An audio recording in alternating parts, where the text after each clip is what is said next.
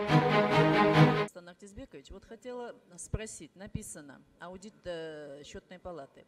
В рамках мероприятий по выполнению дорожной карты по присоединению Кыргызстана к ЕАЭС была создана автоматизированная система «Түндүк», подключение которой со стороны ГНС и других государственных органов до сих пор не обеспечено, в результате чего обмен информацией происходит непоследовательно и не позволяет осуществлять взаимосвязанный контроль между базами данных ГТС, ГРС, НСК и ЕАЭС.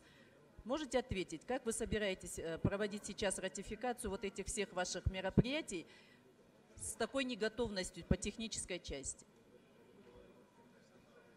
Время остановите. Біз техникалық жабдууларды азыр маселе чечилип атат, программалык обеспечение маселеси да чечилип атат. Но зачем говорить? Я прекрасно знаю, вот эта информация по аудиту счетной палаты у вас лежит. Я не поняла, почему счетная палата этот вопрос не подняла. Вы просто поймите, то, что вы сейчас делаете, это просто, я извиняюсь за выражение, имитация бурной деятельности. Вы сейчас делаете то, чего не сможете сделать. Эти меховые изделия должны были уже пилотным проектом уже давным-давно, года 2 назад заработать. До сих пор не заработало ничего. Я просила, кстати, вице-премьера посмотреть все программные обеспечения во всех министерствах и ведомствах, Минтрансе, Минфине, в налоговой инспекции на предмет соответствия техническим характеристикам. Во всех странах ЕАЭС все работает, только у нас ничего не работает. Дастан Артизбекович, пожалуйста, протокольное поручение дайте.